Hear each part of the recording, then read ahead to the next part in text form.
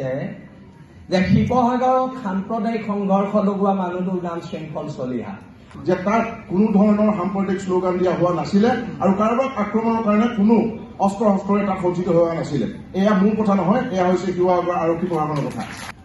ফৰিদ ইছলামৰ মূল এখন কাজিয়াত ৰংঘৰ চাৰিআলিৰ সকলো মানুহ ওলাই আহি সম্প্ৰীতি নিদৰ্শন দিয়া নাই। তেওঁৰ মোৰ এখন ব্যক্তিগত কাজিয়া আছে। শৃংখলৰ প্ৰতি এটা অনুৰোধ জনালো যাতে ভৱিষ্যতৰ দিনত য'ত আৰক্ষী প্ৰশাসনে তেনেকুৱা ধৰণৰ কোনো ঘটনা হোৱা নাই বুলি কৈছে, তেওঁ যাতে কোনো সামাজিক মাধ্যম আৰু প্ৰচাৰ মাধ্যমত যাতে এই কথা কৈ পৰিৱেশ বিনষ্ট নকৰে। অকল সংযম কিয় আমি হ'ব লাগে? সম্বলিত শিৱদৌলৰ সন্মুখত আছে বুঢ়া মছজিদ আৰু শৃংখল চলিয়াই ইতিমধ্যে স্পষ্টভাৱে কৈ গৈছে যে ফৰিদ ইছলাম হাজৰিকা আৰু শৃংখল চলিয়াৰ মাজত সেই সংঘৰ্ষ হৈছিল আৰু সেইটা উপস্থিত আছিলো আমি তিনিজন ৰাতি 12:30 বজালৈকে। জ্যেষ্ঠ সাংবাদিক ভৈৰৱ মুণ্ডা, জ্যেষ্ঠ সাংবাদিক জয়জ্যোতি গগৈ আৰু মই আৰু লগত আৰক্ষী প্ৰশাসন। এই কথাটো মই এইকাৰণে শৃংখলৰ বক্তব্যৰ পিছতে ক'বলৈ আহিছো যে শৃংখলক হয়তো কোনোবাই ভুল পথেৰে পৰিচালিত কৰিছে, শৃংখলক কোনোবাই মিছা ইনফৰমেশ্যন দিছে যে তাত কিবা সাম্প্ৰদায়িক শ্লোগান হৈছিলে, তেনেকুৱা ধৰণৰ কোনো কথা তাত হোৱা নাছিলে। কিয়নো তাৰ পিছদিনা যেতিয়া আৰক্ষী অধীনৰ কাৰ্যালয়ত শৃংখল আৰু ফৰিদৰ মাজত হোৱা সংঘৰ্ষৰ অৱসান পেলাবৰ বাবে এক আলোচনা পাতিছিলে, তাতো কিন্তু ভৈৰৱ মুণ্ডা, জয়জ্যোতি গগৈ, মই উপস্থিত আছিলো। তাত উপস্থিত আছিলে শিৱসাগৰ জিলাৰ অতিৰিক্ত আৰক্ষী অধীক্ষক সদৰ, শিৱসাগৰ জিলাৰ অতিৰিক্ত আৰক্ষী অধীক্ষক ক্ৰাইম আৰু শিৱসাগৰ জিলাৰ উপ আৰক্ষী অধীক্ষক। আৰু যেতিয়া সেই বিষয়টোত উত্থাপন হওঁতে কিন্তু আৰক্ষী প্ৰশাসনৰ ফালৰ পৰা সেই আলোচনাতে স্পষ্ট কৰি দিয়া হৈছিলে যে তাত কোনো ধৰণৰ সাম্প্ৰদায়িক শ্লোগান দিয়া হোৱা নাছিলে আৰু কাৰোবাক আক্ৰমণৰ কাৰণে কোনো অস্ত্ৰ শস্ত্ৰৰে তাত সজ্জিত হোৱা নাছিলে। এয়া মোৰ কথা নহয়, এয়া হৈছে শিৱসাগৰ আৰক্ষী প্ৰশাসনৰ কথা।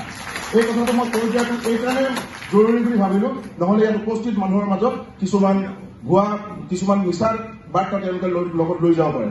আৰু দ্বিতীয় কথা, মই এই মঞ্চৰ পৰা মই শৃংখলৰ প্ৰতি এটা অনুৰোধ জনালো যাতে ভৱিষ্যতৰ দিনত য'ত আৰক্ষী প্ৰশাসনে তেনেকুৱা ধৰণৰ কোনো ঘটনা হোৱা নাই বুলি কৈছে, তেওঁ যাতে কোনো সামাজিক মাধ্যম আৰু প্ৰচাৰ মাধ্যমত যাতে এই কথা কৈ পৰিৱেশ বিনষ্ট নকৰে। ধন্যবাদ। যে শিৱসাগৰত সাম্প্ৰদায়িক সংঘৰ্ষ লগোৱা মানুহটোৰ নাম শৃংখল চলিহা। মই ৰমু চলিহাৰ ল'ৰা, মই ইয়াত সাম্প্ৰদায়িক সংঘৰ্ষ হ'ব নিদিওঁ। সেইটো কথা মনত ৰখা উচিত আপোনালোকে। আজি ফৰিদ ইছলামৰ মূল এখন কাজিয়াত ৰংঘৰ চাৰিআলিৰ সকলো মানুহ ওলাই আহি সম্প্ৰীতি নিদৰ্শন দিয়া নাই। তেওঁৰ মোৰ এখন ব্যক্তিগত কাজিয়া আছে। তাক সাম্প্ৰদায়িক কথা বতৰাবোৰ চিঞৰাটো ভুল কথা বতৰা হৈছে। অকল সংযম কিয় আমি হ'ব লাগে? মই যোনদিনালৈকে হিন্দু বাংলাদেশীৰ বিৰোধ কৰি আছিলো, যোনদিনালৈকে মই অনা অসমীয়া শ্ৰেণীটোৰ বিৰোধ কৰি ৰাজপথত আন্দোলন কৰি আছিলো, শৃংখল তেতিয়া প্ৰচণ্ড জাতীয়তাবাদী ল'ৰা। তাৰ পিছৰ পৰ্যায়ত যেতিয়া আমি সন্দেহযুক্ত মানুহৰ বিৰুদ্ধাচৰণ কৰিলো, শৃংখল তেতিয়া সাম্প্ৰদায়িক। এই কথা বতৰাবোৰ নহ'ব। শৃংখল সাম্প্ৰদায়িক কিয় নহয় জানে? মই সেইদিনা গুৱাহাটীলৈ যোৱাৰ আগত মোৰ স্কুলীয়া বন্ধু ৰিয়াজৰ খুব গা বেয়া। মই এইবোৰ কথা বতৰা ফেচবুকত দিয়া নাই আৰু মই ৰিয়াজক লৈ ৰাজনীতিও কৰিব বিচৰা নাই। ৰিয়াজক ডিব্ৰুগড় মেডিকেলৰ প্ৰিন্সিপালৰ লগত কথা পাতি মই নিজৰ পইচাৰে এম্বুলেন্স ঠিক কৰি দি ৰিয়াজক মই নিজেই দাঙি এম্বুলেন্সত তুলি ডিব্ৰুগড় মেডিকেলত পঠিয়াইহে মই গুৱাহাটীলৈ গৈছো।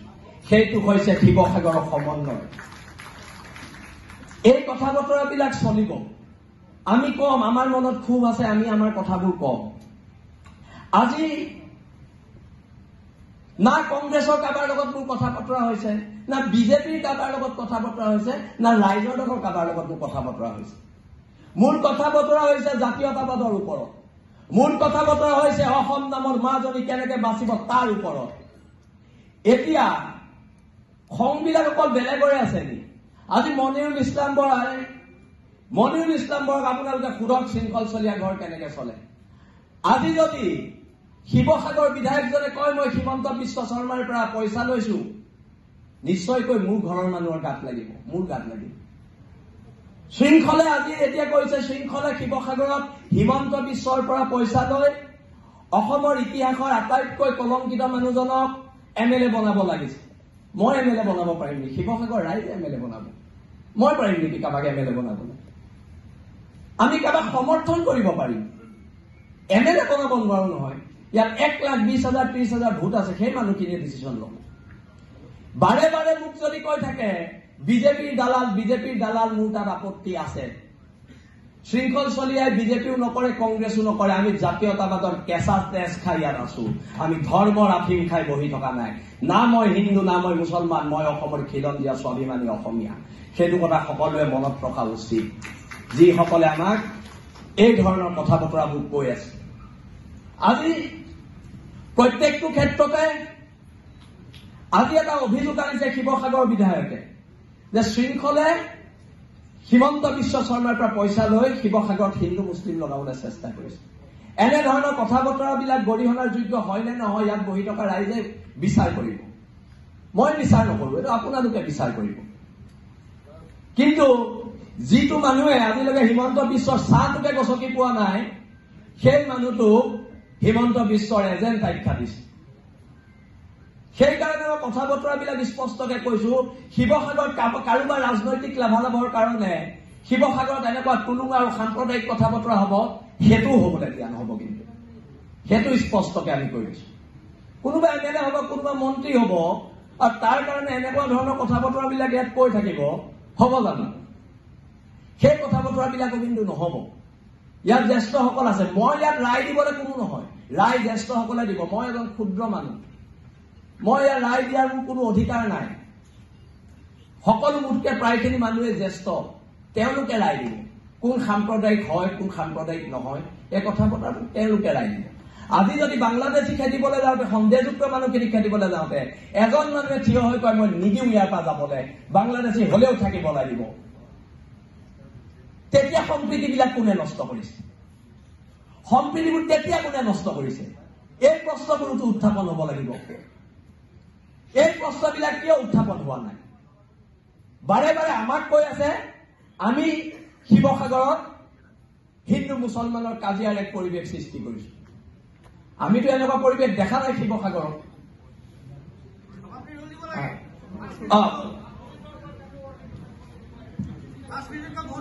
আৰু অনাগত দিনত এখন ঐক্যবদ্ধ সংগ্ৰামেৰে জাতি বাতি ভেটিৰ স্বাৰ্থত আমি সকলো খিলঞ্জীয়া মানুহ একত্ৰিত হ'ব লাগিব। আৰু খিলঞ্জীয়া মানুহ একত্ৰিত হৈ চাউলুং চুকাফাৰ আদৰ্শৰে, যি চাউলুং চুকাফাই সাংস্কৃতিক জাতীয়তাবাদৰ ভেটি গঢ়ি গৈছিলে, সেই সমন্বয়ৰ ভেটিৰে আমি আগবাঢ়ি শিৱসাগৰ ৰক্ষা কৰিব লাগিব, শিৱসাগৰৰ জনগাঁথনি ৰক্ষা কৰিব লাগিব। ধন্যবাদ। জয় অসম। আমাৰ কি নাই শিৱসাগৰত? আমাৰ আছে সাগৰ সদৃশ পুখুৰী। আমাৰ মন বহল হোৱা উচিত। আমাৰ আছে শিৱদৌলৰ সোণৰ কলচী সম্বলিত শিৱদৌলৰ সন্মুখত আছে বুঢ়া মছজিদ।